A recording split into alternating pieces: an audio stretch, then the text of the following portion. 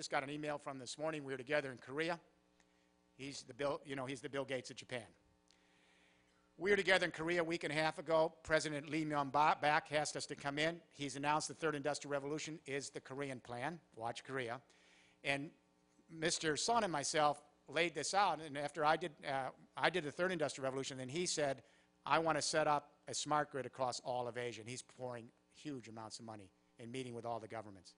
This is happening. So Asia will create a continental market based on a third industrial revolution nodal infrastructure, continental union. The African Union's just finally getting on the way because they're beginning to see this vision across an African market. The South American Union formed 3 years ago, just beginning to see this vision. What about North America? Canada and the U.S., the outliers. NAFTA is not a precursor to a third industrial revolution. Where are my Canadians? NAFTA, basically the U.S. wanted the resources up here, created NAFTA because we wanted to have your resources, and it was a pretty good deal, maybe on both ends, but a pretty good deal for the U.S. But what's happening in North America below the radar screen is not being reported. There is a de facto continental market and union being created, and no one's looking at it because it's not part of policy in Washington and Ottawa. The Northeast governors and the Northeast premiers of the regions have had a deep, formal structure to share energy, to share education, to share labor pools, to share all sorts of things for 15 years. The Midwest has it, but it's weak. But the West Coast governors and the West Coast premiers have a very deep infrastructure development with them, as you know, and they're creating a de facto cross-border continental union. And as we begin to nodally connect this infrastructure, the nodes are going to find each other. They don't need Washington to help them locate it or Ottawa. The nodes are going to find each other. But then it's going to force at some point the establishment of codes, regulations, and standards for interoperability across political boundaries. The way we globalize in the third industrial revolution is continentalization. Continental markets, continental political unions. Let me say in the last few minutes, I think this plan is common sense. You know, my wife said something it was tough to hear. She said, it took all of you folks 20 years to come up with these 5 pillars. It's embarrassing. She said, obviously you have to get off carbon and nuclear, that's renewable energies. And obviously renewable energies are found everywhere, so you'd want to collect them. That would be your infrastructure, the buildings. Right? That's pillar 2. And we know that these energies are intermittent, so you have to have storage, and hydrogen's the logical place to go. That's pillar 3. And of course, you can't just be decentralized because you can't get enough power on your own, so you have to collaborate across continents to share energy to run a continental economy, so you'd have to put in an energy internet, 4. And she said, when that's all there, you have to plug it into your transport, so you have fuel cell vehicles. She said, it took 20 years. Alan, you know it's taken us that long. Now it's common sense. If there's a plan B to what we've all developed together, what could it possibly be? I have no idea what plan B is. Go back to the 20th century, tar sands, nuclear power plants, not going to happen. No way to grow the economy in the 20th century. But even with a good game plan, I think this plan is common sense, it's practical, it's deliverable. Let me say it can move quicker in the developing countries. UNIDO has now embraced this plan, the United Nations Industrial Development Organization, last November. Why? We think the developing countries can leapfrog in because in many places there's no infrastructure. We saw this with cell phones. It surprised us. All of a sudden, millions of people in sub-Saharan Africa where they don't even have electricity are getting cell phones. Then the cell towers came. So we believe it's a question of virgin infrastructure. It's like an old house. My wife and I have an old house, 20 years in renovating it. It's an entropic pit. It never's finished. But if we built a new house, you know what I'm saying, from scratch, it would have taken 1/10 of the cost, 1/10 of the time. So we believe infrastructure can leapfrog in, and we're seeing hundreds of companies now in Africa and in rural India in the last 24 months adapting third industrial revolution applications. I'll give you one company I just heard about a few weeks ago. They go to rural villages in sub-Saharan Africa and they lease a solar panel, one panel with a leased cell phone. And the cell phone is powered by the solar panel, which also provides electricity. Once a week, they click in on the cell phone, their credit union, so $1 is given back to the solar company to keep the panel on. Within, I think, 3 years, it's all paid off. In the next 17 years, the panel is theirs. They're paying less a week, $1 less, than the kerosene, which is polluting their lives and putting CO2 on the planet. Now, when you have a game plan that's that deliverable commercially, tell me this isn't going to go like wildfire.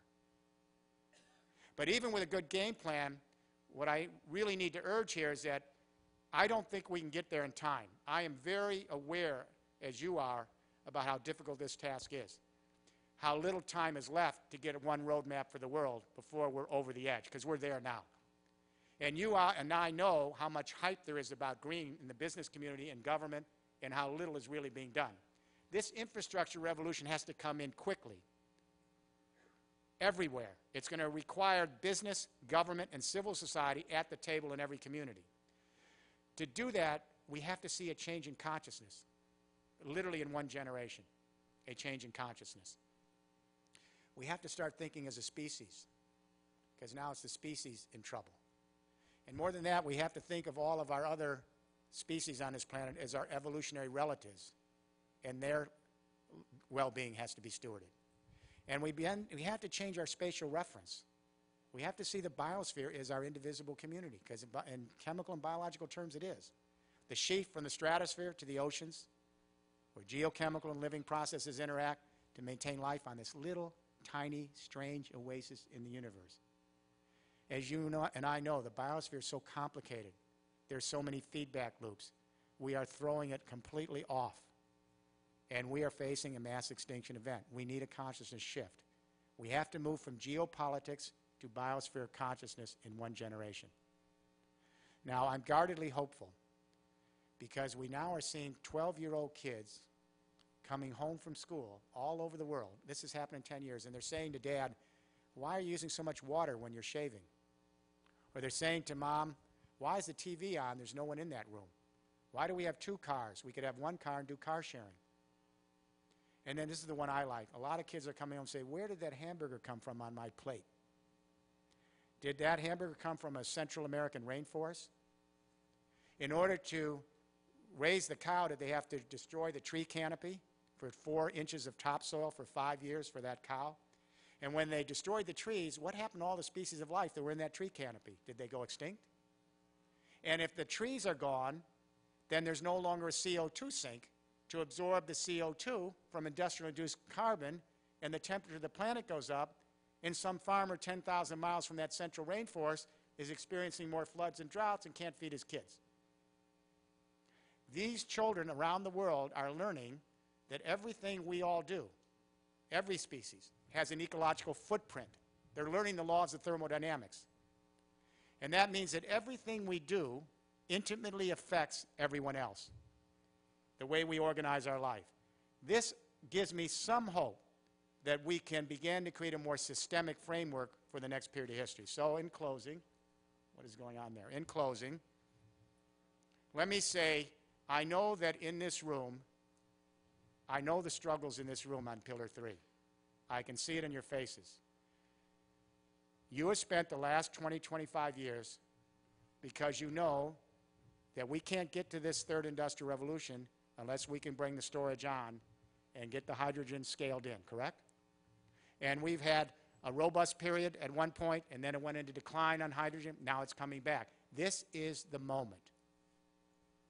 Without storage, this whole infrastructure will collapse.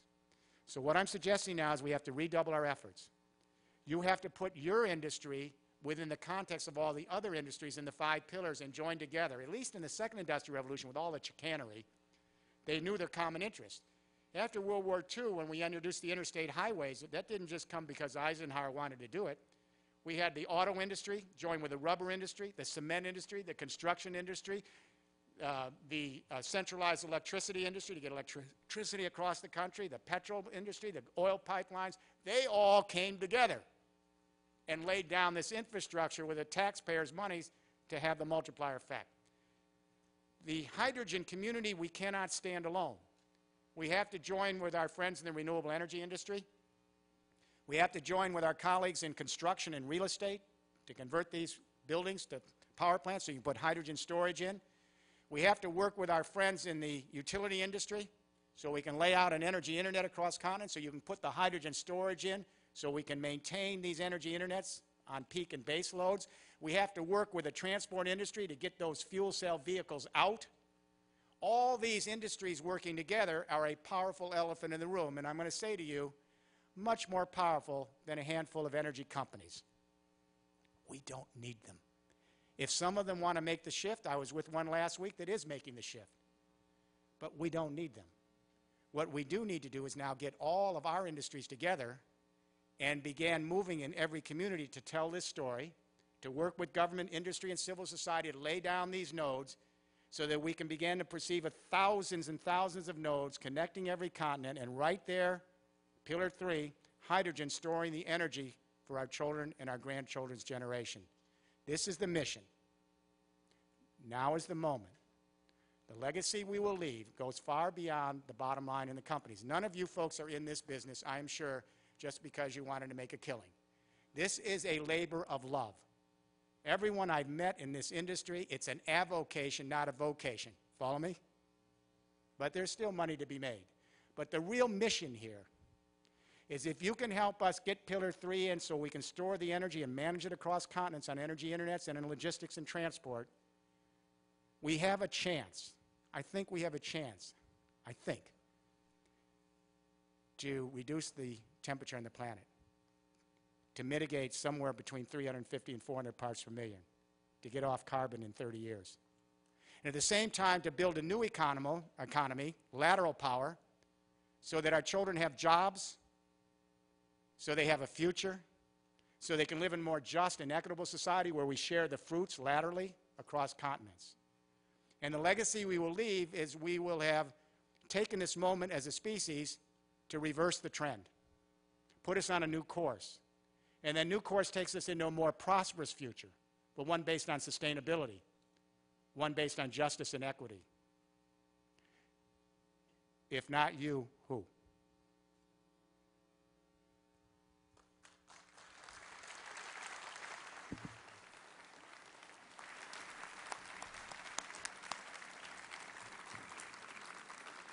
Thank you very much, Jeremy. We appreciate very much your world overview and providing us with some very stimulating and thought-provoking comments. It's been very helpful. And we look forward to seeing you again in the near future and following your work around the world. There's another session, unfortunately, moving into this room now, so I'll ask people to somewhat hurriedly vacate in order that the next panel can get started. And Mr. Rifkin is available outside for those who want to chat.